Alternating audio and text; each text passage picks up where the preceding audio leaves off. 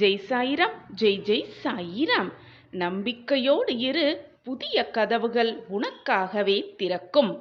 இது நாள் வரை பொறுமையாக இரு, நம்பிக்கையோடு இரு, நீ நினைப்பது எல்லாமே நடக்கும், நிகழும் என்று சொல்லிக்கொண்டே கூறிக்கொண்டு இருக்கிறீர்களே சாயிநாதரே. ஆனால் என் வாழ்க்கையில் இது நாள் வரை எந்த அதிசயமோ அற்புதமோ நிகழவே இல்லையே என்று வருத்தம் கொள்கிறாயா? அப்படியானால் உனக்கான பதிவுதான் இது. இதற்கான முடிவு நிச்சயமாக இந்த பதிவில் இருக்கிறது. நம்பிக்கையோடு இதை முழுவதுமாக கேள். சில காலம் நம்பிக்கையோடு தான் இருந்தாய்.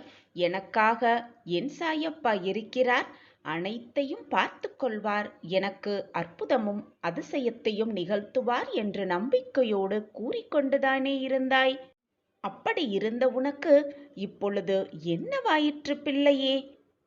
சில நிகழ்வுகளின் வெளிப்பாட்டால் தான் உன் மனமே நொந்து போய் நொறுங்கி போய் இப்படி வேதனையில் சுழன்று கொண்டிருக்கிறாய். முன்பெல்லாம் நம்பிக்கையோடு இருக்கும் சமயத்தில் இது எனக்கு வேண்டும் சாயப்பா, எனக்கு இதை செய்து கொடுங்கள், என் வாழ்வில் ஆச்சரியத்தை நிகழ்த்துங்கள் என்று என்னிடம் வந்து கேட்டாய்.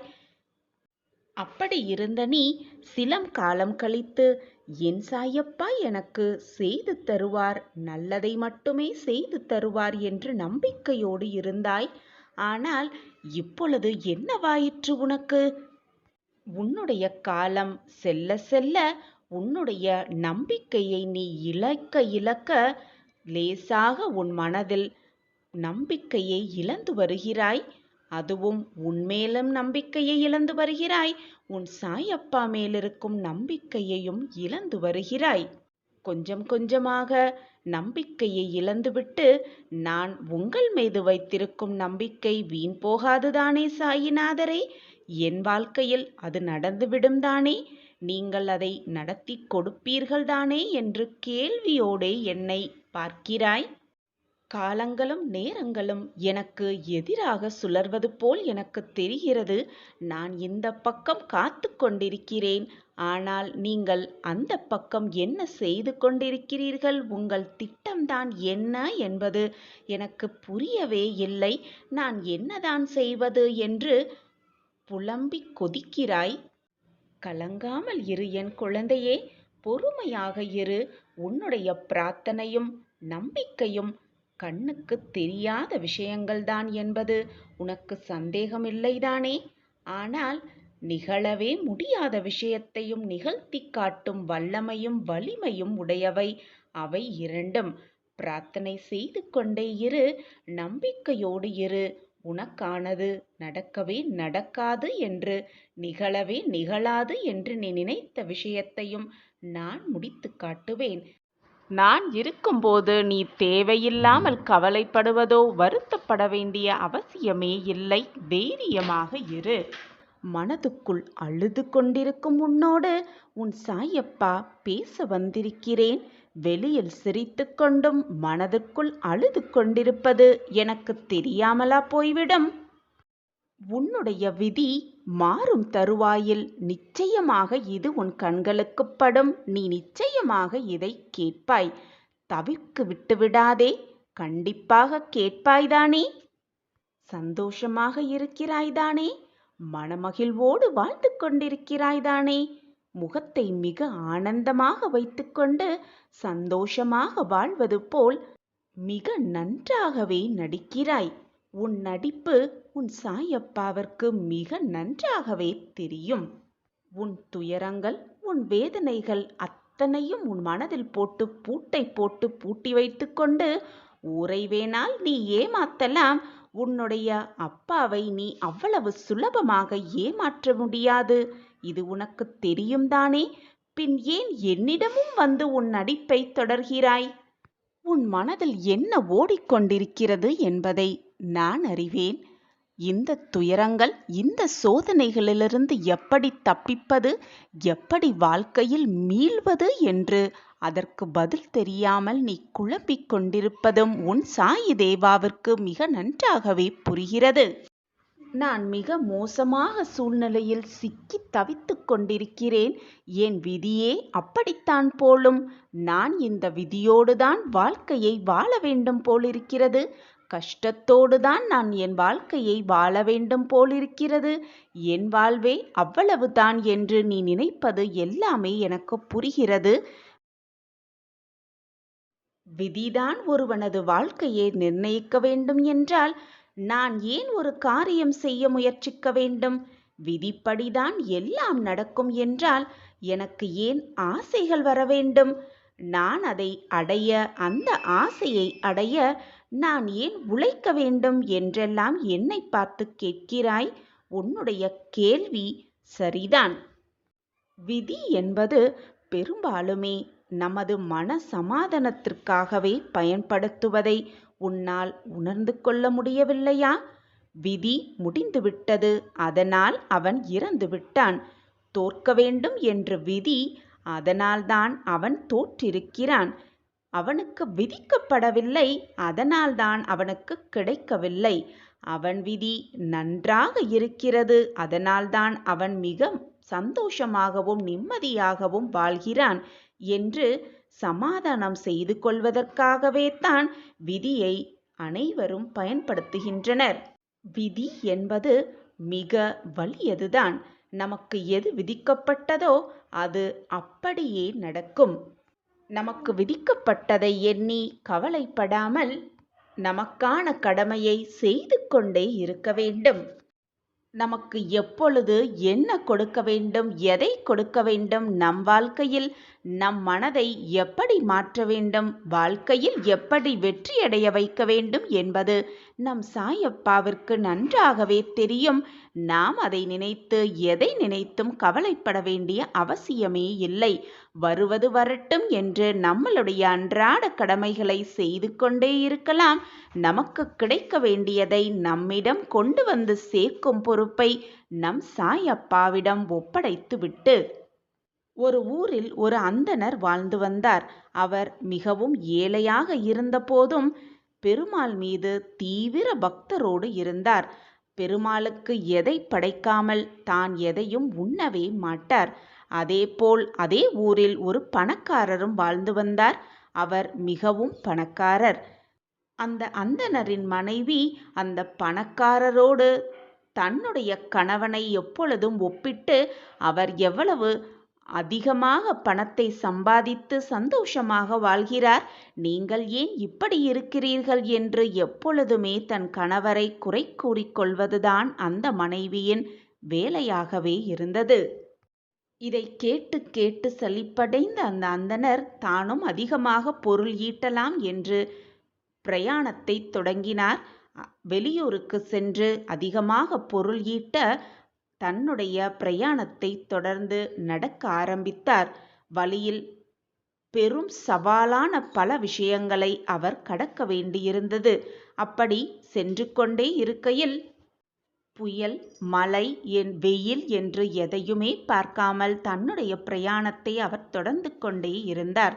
இதை மேலிலிருந்து பார்த்த பெருமாளும் மகாலட்சுமி தாயாரும் உங்களுடைய தீவிர பக்தரான அந்த அந்தணரை ஏன் இவ்வளவு காயப்படுத்தி வேதனைக்கு உள்ளாக்குகிறீர்கள் என்று பெருமாளிடம் கேட்டனாராம் மகாலட்சுமி தாயார்.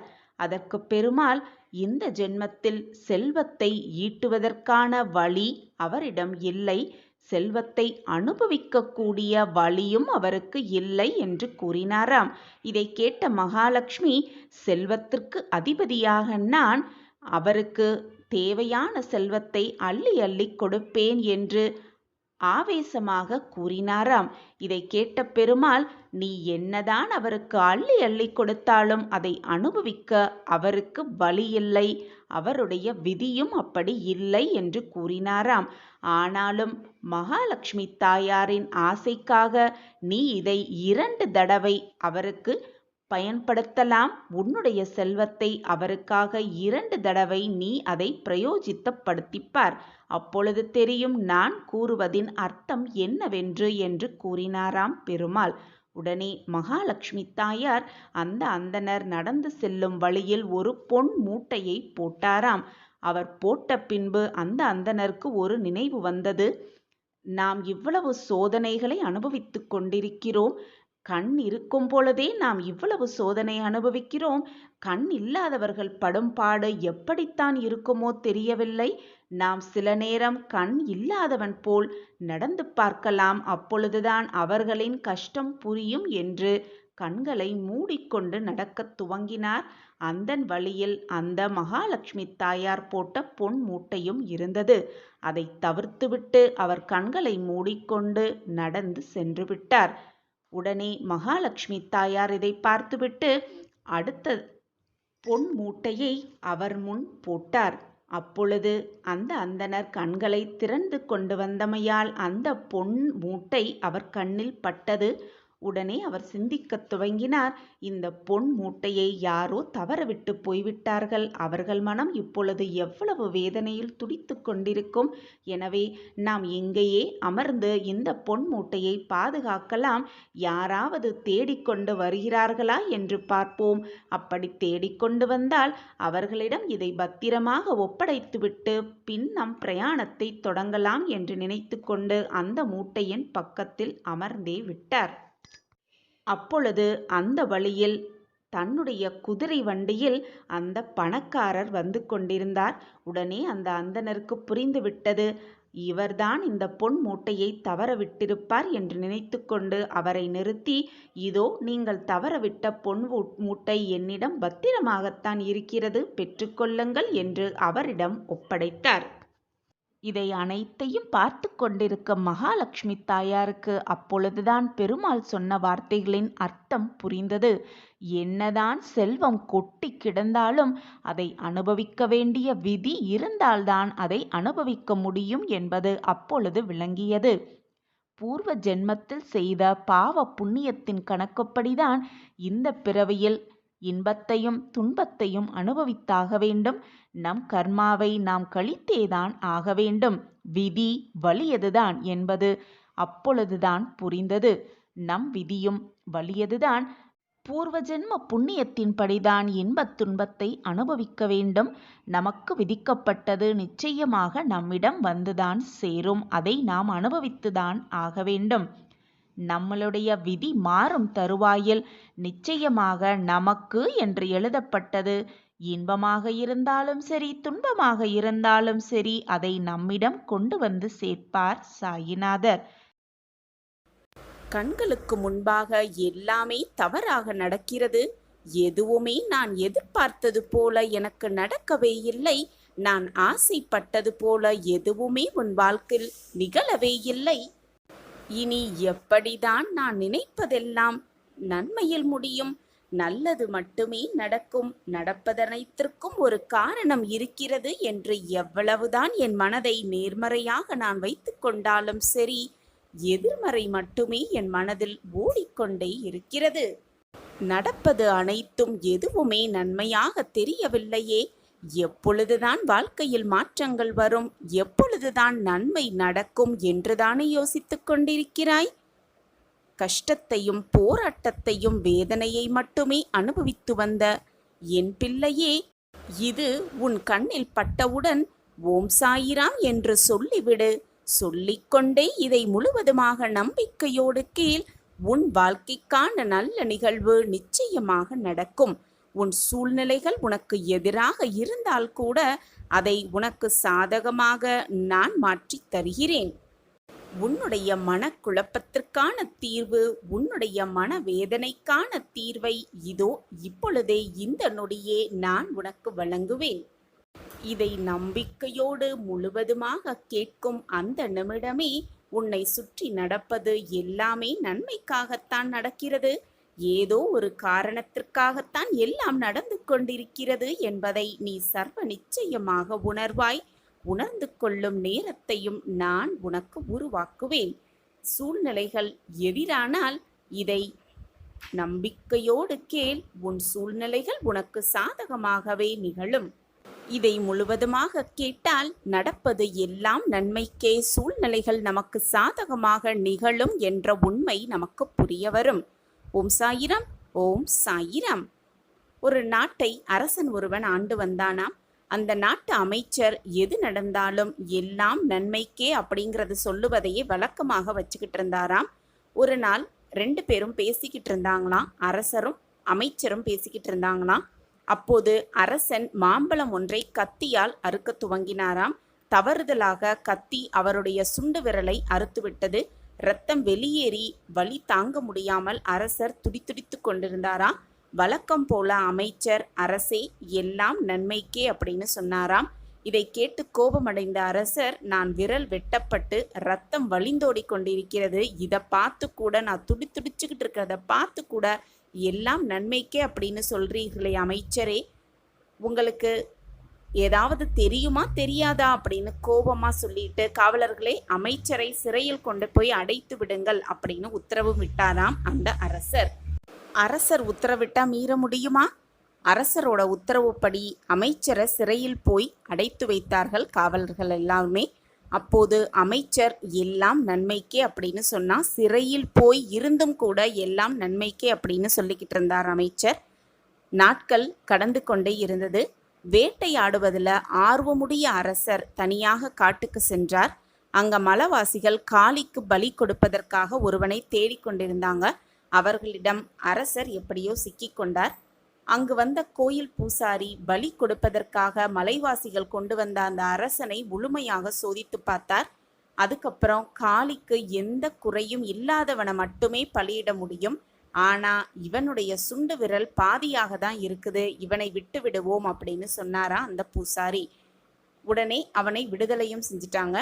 விடுதலை பெற்ற அரசர் அரண்மனைக்கு வந்தார். உடனடியாக அமைச்சரை விடுவிக்க உத்தரவும் இட்டார். நடந்தது எல்லாத்தையுமே அமைச்சரிடம் சொன்ன அரசர், சுண்டு விரல் வெட்டப்பட்டதால் தான் நான் இன்று உயிர் பிழைத்தேன். அன்று எல்லாம் நன்மைக்கே அப்படின்னு நீ சொன்னது காரியம், நீ சொன்னதற்கான காரணம், அதற்கான உண்மையை நான் இப்போதுதான் உணர்ந்திருக்கிறேன். உம்மை சிறையில் அடைத்ததற்காக நான் ரொம்பவே வருந்துகிறேன் அப்படின்னு சொன்னாராம். அரசே, நீங்கள் சிறையில் அடைத்ததும் நன்மைக்கு தான் அப்படின்னு அமைச்சர் மீண்டும் சொன்னாராம். எப்பொழுதுமே உங்களை பிரியாமல் இருக்கும் நான், என்னை நீங்க சிறையில் அடைக்காமல் இருந்திருந்தா நானும் உங்களோடு வேட்டைக்கு வந்திருப்பேன். அந்த நம்ம 2 பேரையுமே அந்த பலி கொடுக்குற இடத்துக்கு அழைச்சிட்டு போயிருப்பாங்க. உங்க சுண்டு விரல்ல காயம் இருந்ததுனால, உங்களை பலி கொடுக்க முடியாததுனால என்னை கண்டிப்பா பலி கொடுத்திருப்பாங்க. நானும் உயிர் பிழைத்தது நீங்க என்ன சிறையில் அடைத்ததால் தான். அதனால தான் சிறையில் இருந்ததும் நன்மைக்கே அப்படின்னு நான் சொன்னேன் அப்படின்னு அந்த அமைச்சர் சொன்னாரா. இதை கேட்ட காவலாளிகள் எல்லாமே, சிறையில் வைத்த போதும் கூட இந்த அமைச்சர் எல்லாம் நன்மைக்கே அப்படின்னு கூறியதற்கான காரணம் அப்போதுதான் அங்க இருக்கிறவங்க எல்லாருக்குமே புரிஞ்சிச்சான். அப்போதிலிருந்து அந்த ஊர் மக்கள் எல்லாமுமே நடப்பது அனைத்தும் நன்மைக்கு தான், ஏதோ ஒரு காரணத்துக்காகத்தான் எதுவுமே நடக்கிறது, காரணம் இல்லாமல் எதுவுமே நடக்காது அப்படிங்கிறத தெளிவா புரிஞ்சுக்கிட்டு அவங்க வாழ்க்கைய சந்தோஷமாகவும் நிம்மதியாகவும் வாழ்ந்தாங்களாம். நம்மளும் நம்ம வாழ்க்கையில என்ன நடந்தாலும் நமக்கு நடப்பதற்கு ஏதோ ஒரு காரணம் இருக்கிறது, நல்லதற்காகத்தான் இது நடக்குது, நன்மை செய்வதற்காகத்தான் இந்த நிகழ்வு நம்ம வாழ்க்கையில நடந்திருக்கு அப்படிங்கிறத தீர்க்கமா புரிஞ்சுக்கணும். கடந்த காலத்தை நம்ம விட்டு சென்றவர்களை நினைத்து, நம் வாழ்க்கையில நடந்த நிகழ்வுகளை நினைத்து நினைத்து நம்ம வருந்தி கொண்டே இருந்தோம்னா கண்ணீர் தான் நமக்கு மிச்சமாக இருக்கும். அதே போல எதிர்காலத்தை என்னாகுமோ, எப்படி நம்ம வாழ்க்கையை வாழ போறோமோ, இப்படி நடந்துட்டா என்னாகுமோ அப்படின்னு எதிர்பார்ப்போட பயத்தோடையே வாழ்வது ரொம்பவே தவறு. எதிர்காலம் வருவது வரும் பொழுது வரட்டும் அப்படின்னு அப்படியே விட்டுவிடணும். இப்பொழுது இந்த நொடி இந்த நிமிடம்தான் உண்மை அப்படிங்கிறத நம்ம முழுமையா நம்பணும். அதை அனுபவித்து வாழ கற்றுக்கொள்ளணும். நல்லதை நினைச்சா நல்லது மட்டுமே நமக்கு நடக்கும் அப்படிங்கிறது எப்பவுமே உண்மையான ஒரு சொல். எது நடந்தாலும், நம்மை சுற்றி என்னதான் நிகழ்ந்தாலும், எந்த விஷயத்திலும் அமைதியையும் நிதானத்தையும் கடைபிடித்தாலே போதும். அதை கடைபிடித்து அமைதியாகவும் நிதானமாகவும் நடப்பதை அப்படியே ஊர்ந்து கவனித்தாலே போதும். பல சிக்கல்களையும் ஆராய்ந்து எது சரி எது தவறு அப்படிங்கிறத தீர்வை மிக சுலபமாக கண்டுபிடிக்கலாம். அதை விட்டுவிட்டு நடக்கும் நிகழ்வுகளை பார்த்து பயந்து அப்படியே உட்கார்ந்து விடுவதால் அந்த நிகழ்வுகளிலிருந்து நாம் வெளியே வரவே முடியாது. அதிலேயே அப்படியே அமுங்கி போய்விட வேண்டியதுதான். அதனால நடப்பது அனைத்தும் நன்மைக்கே அப்படிங்கிறத மனதார நம்பி நடப்பது அனைத்திற்கும் ஒரு காரணம் இருக்கிறது. ஏதோ ஒரு காரணத்திற்காகத்தான் இறைவன் அதை நடத்தி கொடுக்கிறார், நடத்தி கொண்டிருக்கிறார் அப்படிங்கிறத மனதார நம்பி நமக்கு வந்திருக்கும் அனைத்தையும் அப்படியே ஏற்றுக்கொண்டு வாழ கற்றுக்கொண்டோனா நிச்சயமாக நாம் நினைப்பது, நாம் ஆசைப்பட்டது, நாம் விருப்பப்பட்டது, நாம் நினைப்பதற்கு மேலாகவே எல்லாம் அந்த இறைவன் நமக்கு கொடுப்பார். இன்று கொடுக்கவில்லையானாலும் நமக்கான நேர காலம் வரும் பொழுது, எல்லாம் கூடி வரும் சமயத்தில் நமக்கு நிச்சயமாக நன்மை மட்டுமே நடக்கும் அப்படிங்கிறது தான் உண்மையிலும் உண்மை. எப்பொழுதுமே மகிழ்ச்சியாக இருப்பது அப்படிங்கிறது மனிதர்களுக்கு இயலாத ஒரு காரியமாக தான் இருக்கிறது. ஏதாவது ஒரு விஷயத்தை எடுத்துக்கொண்டு அதை பற்றியே கவலையில் மனிதர்கள் தங்கள் பொழுதுகளை கழித்து கொண்டே இருக்கிறார்கள். எதை பற்றியும் சிந்திக்காம இந்த நிமிடத்தை எவ்வளவு நிம்மதியாகவும் சந்தோஷமாகவும் வாழ வேண்டும் அப்படிங்கிறத யோசனை செய்து அந்த நொடிய சந்தோஷமா நம்ம கழித்தாலே போதும், நம் வாழ்க்கை நிம்மதியாகவும் சந்தோஷமாகவும் வாழலாம். சாயப்பா இருக்க நமக்கு ஏன் மனக்கவலை? உன் மனம் என்ன சொல்கிறதோ அதை நீ தாராளமாக கேட்கலாம். அதில் நன்மை என்றாலும் சரி, தீமை என்றாலும் சரி, நீ அது ஒரு அனுபவமாக எடுத்துக்கொண்டு உன் வாழ்க்கையில் அடுத்த அடியை எடுத்து வைத்து கொண்டே இருக்கலாம். அனைத்தையும் நான் சமாளிப்பேன், அனைத்தையும் நான் சாதிப்பேன் என்று ஒரு முறை தீர்க்கமாக இருக்கிறாய். ஆனால் மற்றும் ஒரு முறை என்னால் எப்படி சமாளிக்க முடியும், என்னால் எப்படி ஜெயிக்க முடியும் என்று நீயே குழம்பி போய் நிற்கிறாய். உன்னுடைய நம்பிக்கையை நீ இழந்து பல நாட்களாகி விட்டது என்பதை நான் அறிந்து கொண்டுதான் இருக்கிறேன். மனம் வருத்தமாக இருக்கும் சமயத்தில் பட்டினியாக இருக்க வேண்டாம் குழந்தையே. உன்னை நீயே வருத்தப்படுத்தியது எல்லாமே போதும். தைரியமாக இரு, கண்களை துடைத்துக்கொள். மனதை முதலில் ஊக்கப்படுத்திக்கொள், தைரியமாக வைத்துக்கொள் உன் மனதை. எதற்கும் நீ காரிய கர்த்தாவாக ஆகிவிடவும் முடியாது, எதற்குமே நீ காரணமும் அல்ல. எதுவுமே உன்னை கேட்டு நடைபெறவில்லை, எதுவுமே உன்னை கேட்டு அதன்படி நடக்கவும் இல்லை. அப்படி இருக்கும் பொழுது நீ எப்படி அதற்கெல்லாம் பொறுப்பாளியாக விட முடியும்? அனைத்திலிருந்தும் சற்று விலகி இருந்து அனைவரும் போல சற்று வேடிக்கை பார்த்துக்கொள். வேடிக்கையாளனாக இருந்து கொண்டு உன்னுடைய மனம் குழம்பி தவிக்கும் பொழுதெல்லாம் தைரியமாக என்னுடைய ஆலயத்திற்கு வா.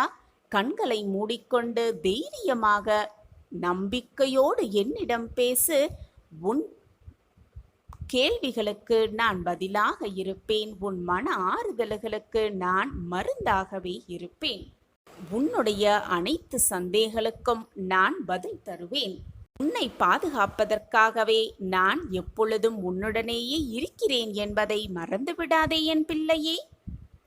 நான் உன்னை எப்பொழுதும் கைவிடவே மாட்டேன். எனக்கு என்ன சோதனைகள் வந்தாலும், என்ன சுற்றி என்னதான் நிகழ்ந்தாலும், நான் உங்கள் மீது வைத்திருக்கும் நம்பிக்கையை மட்டும் எப்பொழுதும் விட்டுவிடவே மாட்டேன் சாயிநாதரே என்று என் மீது முழு நம்பிக்கையாக இருக்கும் என் பிள்ளையை எப்படி நான் கைவிடுவேன்? சாயியே சர்வதம், சாயியே சத்தியம் என்று வாழ்ந்து கொண்டிருக்கும் என் பிள்ளையை நான் எப்படி கைவிடுவேன்? உன்னுடைய இல்லத்தில் சுப நிகழ்வுகள் நடக்கும் தருணம் இது. உன் பிரார்த்தனைகள் அனைத்தும் நிறைவேறும் தருணமும் சர்வ நிச்சயமாக இதுதான்.